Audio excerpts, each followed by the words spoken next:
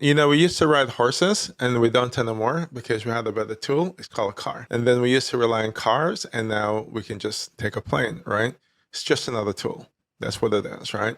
And we survive not riding horses anymore. And we survive, even stick shift. I like my stick shift. I drive a nice little Porsche and I love the feeling and but I know it's outdated, and whatever it is, right? We fight change.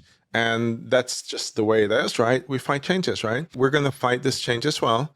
It's a losing battle to fight. And it's going to be a matter of how well can you adapt.